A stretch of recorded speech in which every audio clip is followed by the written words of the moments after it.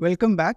So, in today's video lecture, we will look at the thermodynamic principles of self assembly. In short, we can also alternatively call it as thermodynamics of micellization. Okay, because we know that at some concentration, surfactant molecules self assemble to form micelles. The process of forming micelles is nothing but micellization. So, we will look at some thermodynamic concepts behind this process of the micellization. So basically, what we will be interested is we will try to find out what is the change in Gibbs free energy, right, and enthalpy of micellization at standard reference state. So basically, we will try to find out what is the change in Gibbs free energy as a function of CMC and what is the enthalpy, change in enthalpy as a function of CMC. Both are measured at some standard reference state. Okay, let's begin. So, we will look at the some of the important concepts before we move on to the thermodynamic aspects. So, we will try to understand what is critical micellar concentration. Okay, so first of all, we know that there are two counter acting, components. You would say that the surfactant is basically nothing but an amphiphilic compound that we know, which consists of two parts, right? One is nothing but hydrophilic, right, and which is water loving, and the other one is hydrophobic, which is oil loving, right?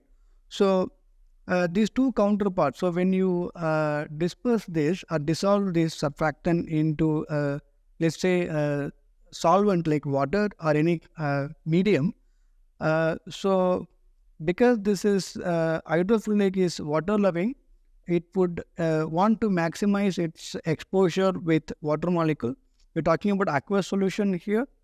Now, on the other hand, the hydrophobic part would want to minimize its contact with the water molecule, right? So this is the reason why they have a natural tendency to, self-assemble, right? Say, whenever we add surfactant, when we prepare an aqueous solution of surfactant, basically, surfactant has got a natural tendency, okay, to go to the interface and orient themselves such that the hydrophobic part is kept away from the contact with the water, right? In this way, they minimize the contact of the hydrophobic part with water. So this is the natural tendency, right, for surfactant. Now the question comes, what if we keep adding the surfactant into the aqueous solution? So beyond some concentration, when they arranged in the condensed manner, so because there is not going to be any space available beyond some concentration, right? So whatever we add further, what will happen is they will go on they will go to the bulk, the surfactant will go to the bulk. As soon as they go to the bulk, they combine, right? Combine to form micelles, self-assemble to form micelles in this way. So this is nothing but a micelle. So when they self-assemble in this fashion or self-organize in this fashion, they would try to minimize their exposure or contact with the water molecule, right? So in this way, they can avoid contact with the water molecule. That's why the first, as soon as we add surfactant into the aqueous solution, they will go to the interface, try to minimize the contact. When we add further and further, because there is no further space available, or the surface concentration has reached the saturation level, they'll go to the bulk. But since they are in the bulk, so they will be forced to self-assemble so that they can minimize the exposure with the water molecule. So this is the reason why they self-assemble to form micelles. Now, now there is going to be a transition, and this is going to be an equilibrium process. So what will happen is, when I keep adding, when I keep adding the surfactant into the aqueous solution, because they try to go to the interface and remain at the interface, beyond some concentration, the surface concentration will remain the same, because whatever we add further goes into the bulk, right? Whatever we add further is goes into the bulk, and whatever has gone into bulk will try to self-assemble to form micelles, right? So this is the idea. And at equilibrium, the rate at which monomer going to bulk forming micelle, and monomer going from bulk to interface will be same, right? Which means that the surface concentration remain intact, okay, even though we add more and more surfactant. But what will happen is, there will be micelles will be growing, right? So number of micelles will go up. Okay, so if I have to understand this transition, basically what I can do is, I can use this, measure. I can measure the interfacial property, like gamma, which is surface tension, as a function of concentration, right? So what will happen? Let's say if I take about example of, let's say, air-water interface, so that is nothing but usually it will be around 72 millinewton per meter. So because you add more concentration, the surface tension goes down, and then it will reach a stage where the surface tension that you measure remains the same, because the surface concentration going to remain same, right? Whatever you add further will not contribute, will not get absorbed at the interface, they will go into the bulk. So this transition, right, the point at which this transition occur, that is monomer to micelles, right? So this point is nothing but CMC, which is CMC is nothing but critical micellar concentration. Okay, so there are other techniques that you can use. Say, for example, you can also measure the properties in bulk, right? So let's say if you want to measure some property in the bulk, let's say some property we measure in the bulk, and as a function of concentration. For example, I am talking about the turbidity. Okay, turbidity is so in this way you can see that there is a change in the slope, because we use the turbidity meter, okay, which measures the NTU units, right? NTU units, and this indicates the measure of cloudiness in the solution and turbidness in the solution, because when they are in the monomer state, right, in the bulk, there will not be solution will not become turbid. But as soon as they form micelles, which is nothing but an aggregate, solution starts to turn turbid, right? From the clear state to turbid state, one can observe this transition from clear state to turbid state using the turbidity meter. So at this point, what we measure is nothing but CMC, which is nothing but critical micellar concentration. So no matter which technique you use, the CMC is going to be the same. Say, for example, if I use the conductivity meter, right, in this case also you would see that the CMC is measured at the same point. And because when you use the conductivity meter using the let's say conductivity probe, what will happen is, as soon as the surfactant are in monomer state, because it doesn't hinder the ionic movement, you would see that the slope here is the rate at which the conductivity increases is higher than the rate at which the conductivity increases in this case of the domain where micelles are formed, right? So you can say that the transition at which this the point at which this transition occurred from the monomer to micelle is nothing but critical micellar concentration. and these two properties are measured in the bulk, right? Okay, so now we'll look at the thermodynamics of micellization.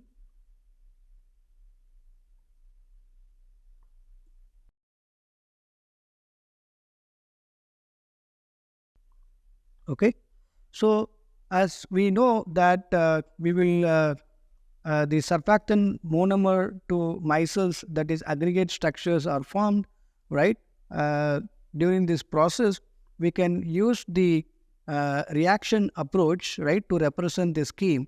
Say, for example, we know the polymerization reaction, right, where monomer is simply converted into polymer, right? Okay, if you have n number of monomer, you will have polymer with n number of segments, right? So this is the simple, reaction approach that we use for polymerization. We can use the similar approach. Let's say you have a surfactant molecule, right? Individual molecule are called monomer. We can use this notation that surfactant molecule, these are nothing but monomer. You can also use this notation to say that these are like polymer analogous to polymer, but these are nothing but micelles, right, or aggregates containing number of monomer molecules or number of individual surfactant molecules, right? Okay, so we can use this representation. We use this equilibrium notation because this process is equilibrium process. At equilibrium, we know that whatever you add further goes into bulk, right? And the rate at which the monomer goes into bulk and monomer from the bulk goes into interface, both are same. So this represents the equilibrium process, right? Okay, so if we simply use this reaction approach, so what is going to be my, so I can represent this as micelles, right? Monomer going from micelles. Okay, so let's start with our criterion of equilibrium. For any equilibrium reaction, we know the criterion of equilibrium is simply nothing but mu i equal to 0. What does it represent is, this mu I is nothing but stoichiometric coefficient, okay, and mu I is nothing but chemical potential, okay. So if I write this in terms of in this case, this will be simply nothing but mu1. So you use the stoichiometric convention, negative for reactant, positive for product. So in this way, this will be simply nothing but minus mu1 and mu2, which is nothing but delta mu, which is 0. This is what exactly we represent using this criterion of equilibrium, right? So in this way, if we can start from this step, which is mu I equal to 0. Now we know mu I for mixture. So we are talking about mixture because you have the pure state, that is the water, right? And you have the aqueous solution, that is water plus surfactant, right? So we represent mixture, which is nothing but a binary mixture, here surfactant and water. So this can be denoted as mu I naught plus RT ln Fi bar by Fi naught, right? So this we know, this mu I naught represents the chemical potential measured at same temperature, right, for a standard reference state. So in this case, it can be a pure substance, which is water, right? So we can use this notion, this equation. And what if we substitute this equation into our the previous equation, that is mu I. So here I will simply substitute this equation, which is nothing but RT ln. We know that this Fi bar by Fi naught is nothing but AI. A is activity activity is defined as the ratio of fugacity of a mixture to fugacity at a standard reference state. So this you can replace this as AI, right? So if I decompose this thing into summation I, mu I naught, this is going to be simply summation I mu I naught is simply going to be d mu naught, right? Because for stoichiometry we know that for reactant you use the convention negative, for product you use the convention positive. In that way this will be simply d mu naught, right? So we will have d mu naught which is nothing but minus RT ln AI to the power gamma I. Okay, so we can use this as it is, right? Now we can express this in there are two more steps from here. We can express this into we can explicitly express this activity for micelles and surfactant. So if I explicitly express this for micelles, this will be A micelles, gamma I in this case will be 1 by n, right? Okay. Yeah, right. So then I can say that, okay, plus ln, this will be AS and minus 1, right? Okay. So in this way, I can simply write this as, I can write it as A micelles 1 by n divided by AS. Okay. Yeah. So this I can write as minus RT. So I can again decompose this one. So this will be minus RT ln, 1 by n. Yeah, this will be simply minus RT 1 by n, right? ln A micelles.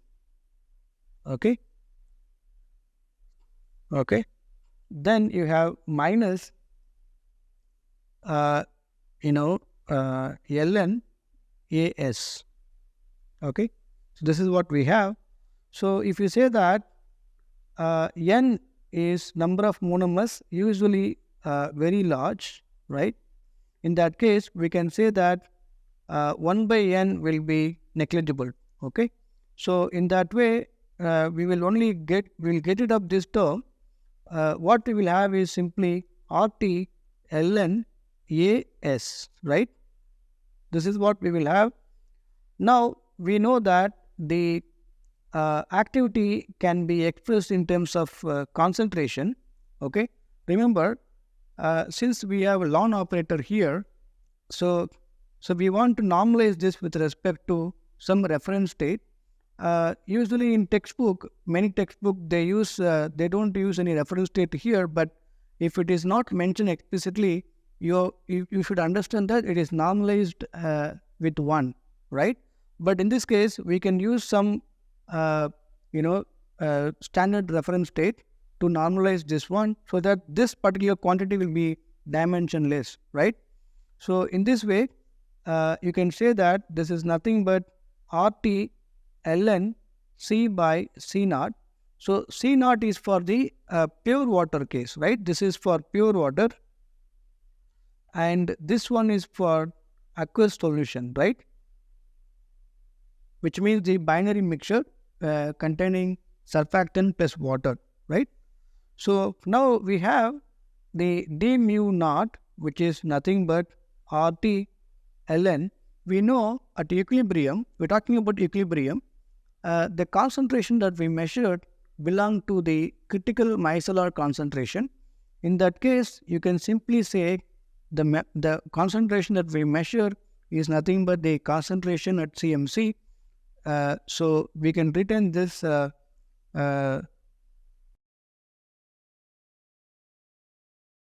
as it is, right? So this is nothing but concentration at standard reference state, in this case pure water, right? So d mu naught, we can also represent it as G naught, which is nothing but molar Gibbs free energy. okay, and you can represent this as CMC by C naught, okay. Sometimes you can also use this notation, that is simply instead of molar energy, you will use the Gibbs, right, in this form as well. So in that way, you will have to use multiply with n, right, which means nRT ln, which is nothing but CMC by C naught, right. So what is this one? This one is the change in Gibbs free energy measured at calculated at standard reference state, which is again function of CMC, correct? Okay, so that is exactly what we have done so far. Now we will look at the enthalpy of micellization. Okay, we will look at the enthalpy.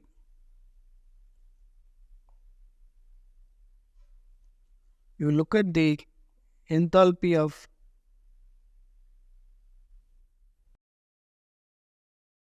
micellization.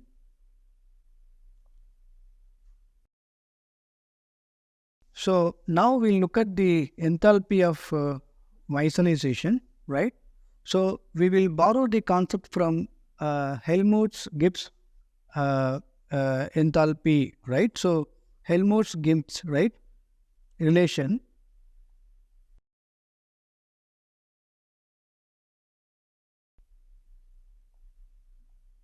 Right? So this is nothing but let's say G is, if you write G as H minus Ts, then we can say G by T as H by T minus S, right? So if I derive this with respect to temperature, this will be simply minus H by T square, okay? Remember, we have the relationship for, the delta G naught, which is nothing but nRT ln CMC by C naught, right? So we want to use this expression, right?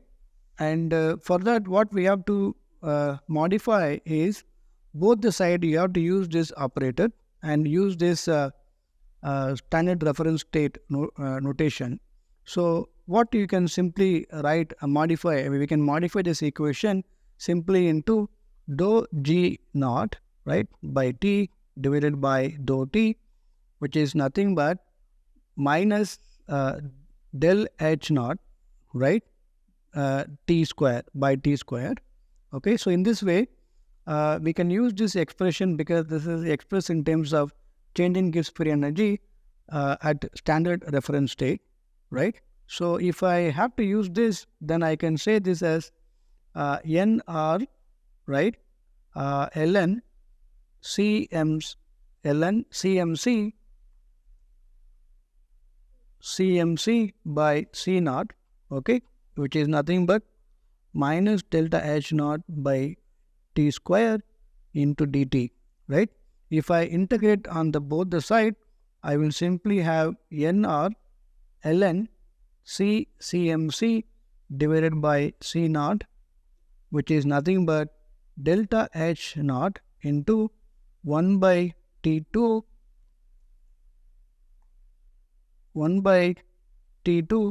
minus 1 by T1. Okay, so I can also express this as ln CMC by C naught as delta H naught NR into 1 by T2 minus 1 by T1. So this is going to be my enthalpy of micellization, right? So here, if we know what is CMC and concentration for a pure reference state, you can calculate what is the change in enthalpy at standard reference state. So that is the idea.